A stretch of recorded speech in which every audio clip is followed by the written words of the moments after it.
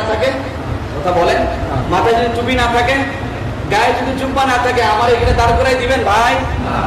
তাহলে এইখানে যিনি ইমাম, এই ইমামকে বলা হয়েছে ইমামতে সুগরা, ছোট ইমাম। এই মুসল্লার দ্বারাই যিনি ইমামতি করে, এটা হলো 200-400 মুসল্লিদের 5-10 মিনিটের জন্য ইমাম। এই জন্য ওনাকে বলা হয়েছে ইমামতে সুগরা, ছোট ইমাম।